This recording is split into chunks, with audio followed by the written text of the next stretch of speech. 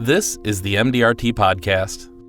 All advisors have stories about going above and beyond. That could be meeting extremely early in the morning, driving really far, or supporting clients in even more ways than usual. During a recent conversation at MDRT headquarters, Russ Clousing, Downers Grove, Illinois. Yakov, Baylis, Chicago, Illinois. Ed Burnett, Kenosha, Wisconsin. shared moments that will show how far they will go to help. Earlier in my, and to some extent still today, we did a lot of target marketing in different industries or different associations. So one of those groups that we courted were in the waste hauling business. So they start their days pretty early and they end relatively early in the afternoon. And then when they end in the afternoon, those guys don't hang around, they're gone. So this client had a super early start date for his guys. So they run out and start their routes. And when we took over a lot of the group benefits, the 401k and the health insurance, I said, yeah, when do you do your employee meetings? And he says, yeah, 3 a.m. I said, great, I'll be there. So it was an early day for me too. I quit too at 2:00. But yeah, I mean, if a client has that kind of particularly a business, has those kinds of restraints, or if you need to schedule a conference call because it's a different time zone, and we have the technology now to do that, I'm happy to oblige, as long as it's within that realm as we talked about and client expectations and what have you. But to some degree, you take that on. If you know you've got a client which might be based in Chicago, but they've got staff in California or out on the East Coast, and you need to make that phone call a little earlier than you would start your day with, or maybe a little bit later. I mean, on occasion, you can build that in and take care of them. What do you remember from that experience? That it was a ghost town as you were driving there? You know, it was neat from the perspective of everything was empty. I mean, it just flew out to this guy's location. Normally it would take like an hour to get there if we were driving out there. It's half hour, no traffic, nothing's lit up, nothing's going on. I mean, you do see things differently when you're doing that. And I think the staff there was genuinely surprised that somebody would show up to do the enrollment. They were used to the HR person kind of sporadically going through the benefits, so just trying to kind of check the boxes and get the meeting over with, and I was able to kind of go through and tell them exactly what they had and how the plan worked, how to best use the plan, and I think they appreciated that. Flip side of that is I do see a lot now, particularly with 401k and retirement planning, 401k clients in particular, where you're dealing with employees, what their level of expectation is to have the meeting on the clock versus meeting after work or at a lunch break or whatever, almost as if it's an obligation of the employer to provide that service to them. So I think the employee's mentality has changed over the 20 years or so since that last happened. I've done many crazy things. In my early career, I would be willing to go anywhere to see anyone. So I once had an orphan lead out in Cleveland, and their term policy was running out. They wanted to see someone, and I decided I'll make the trip. So that's from Chicago to Cleveland. That's about a 6-hour drive. I was single at the time. I did it. Just a standard case, going over and beyond seeing the person. Was it worth it? Was it worth doing? Probably not. I wouldn't do it today. But the part of me that says go ahead and see the person, and yeah, in the end, the person got declined. However, the good news was I was able to get the application looked at. She was declined because she needed a hysterectomy, and once it was completed, we were able to look at it. They wouldn't do it needing it. But when she proved that she was back to normal, got it. So we did get that case in. No major case. Other things, people know I'll travel, so another advisor said to me, Yakov, I have this lead in Ohio, I'm not licensed there, I want you to have it. They need something done. And this was out in the Cincinnati area. And I called the client and determined that he needed some coverage. We talked about it, and it's a replacement case.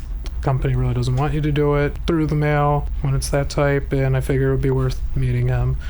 So this is when I did have a family. Instead of making it just a trip like that, what we did instead is, my wife's from Pittsburgh, we made a trip to Pittsburgh with a stop in the Cincinnati area, met up with her family, had a nice event, ran a few meetings out that way, and did end up getting that application too, and that one did go through. So cases have been done where I'll make the visit and I will actually see the person. They hear you're out of town, you're not going to come. That's not true. If we need to do it in person, yeah, I'll be there. That's okay. I just was on a vacation in DC, and a client of mine who passed away, one of the kids is a beneficiary who lives in that area, and I figured, okay, well, as long as I'm on vacation, I might as well see you in person. I think they appreciate that I would go out and see them when I'm already there. So I do things that are, I would say, not what you would typically see. So the story I'm going to share is, first, I'm not breaching confidentiality because my friends have expressly told me it's okay to share this story, but I have good friends of mine from my church, Dean and Kathy, and our tagline at the business is, we're there when life happens. Well, life happened to them in a multitude of ways a handful of years ago. Dean had worked for a company, a local big company, and he had just experienced a downsize, so he was one of the folks that got let go. The weekend after he got let go, overnight he came down with a terrible sickness, vomiting pain, abdominal pain, which took him to the hospital in the middle of the night, and they discovered that he had a gallbladder attack.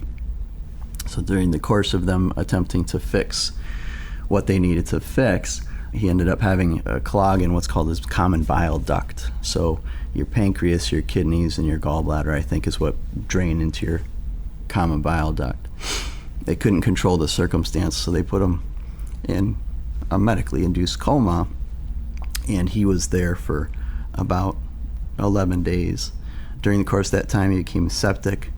His kidneys went into failure, and they thought that his pancreas was beginning to necrotize or consume itself. He was 42, 3 kids. His oldest from birth has cerebral palsy.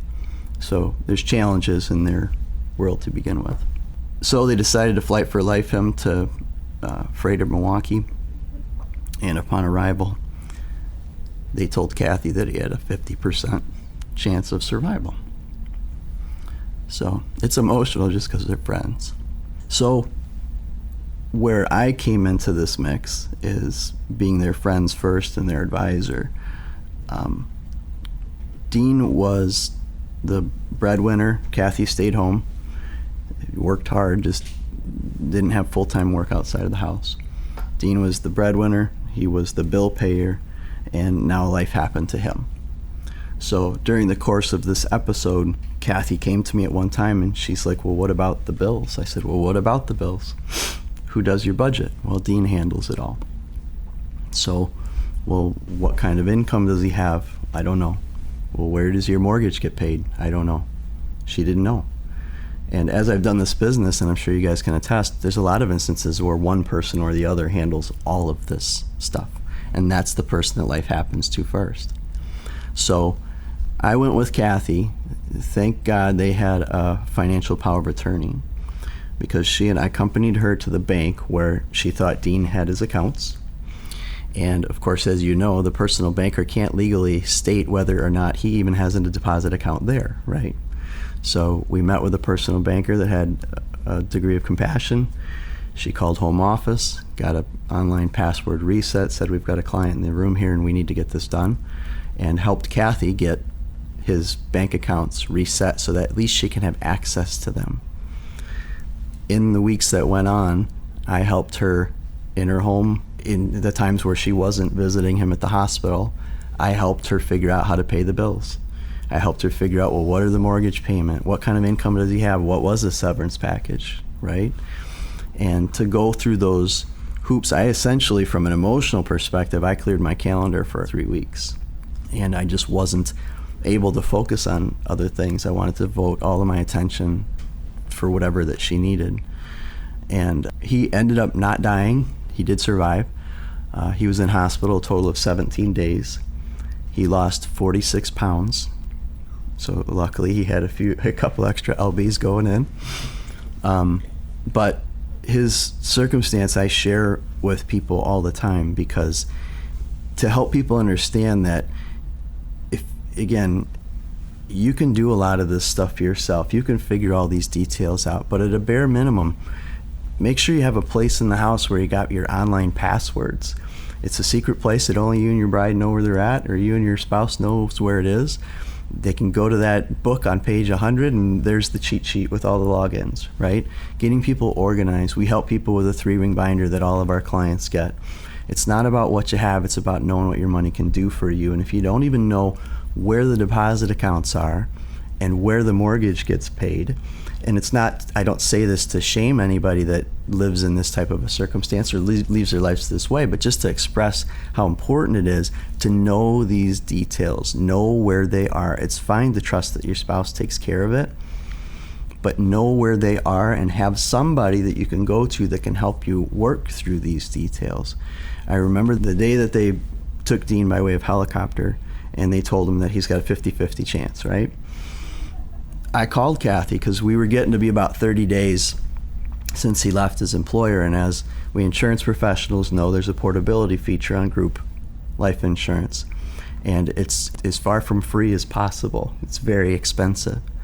However, he had a large life insurance policy through the group, so I had to call Kathy and I said, Kathy, I hate to have this discussion with you right now. You're up there checking him in. We need to get a hold of his employer. You need to put me in contact with the HR folks because we got to understand what the portability options are for his group life insurance. And we need to be able to find the money to write a quarterly or monthly check to pay for that, because if he gets dead, you're going to wish you had that money. And we're all praying that he pulls through. But it's those kinds of calls that I knew we had to make the call, but I sure didn't want to call her. But I had to call her. I have a responsibility to make sure she understands what those details are. She's just trying to focus on her husband. And by the way, she's got kids at home that one of them is a 24/7 need. So it was the things that I learned through that case, and we talked a lot about time management and trying to meet with as many people as possible. There's every now and again you may be faced with a circumstance where you might be compelled to clear your calendar. Well, you know what? God's going to provide for me in the time ahead. And if I can't meet with any people during those 2 or 3 weeks, and this is the one focus that I'm going to focus on, then I just have to trust that I'm going to be able to provide for my family in the year ahead and be able to focus on them wholeheartedly without even that as a consideration. So that was probably one of my most difficult, well, it was the most difficult circumstance that I've dealt with since doing this business. That's the end of this month's episode. If you'd like to subscribe, you can find us on SoundCloud and Spotify at MDRT Podcast. Thanks for listening, and see you next time.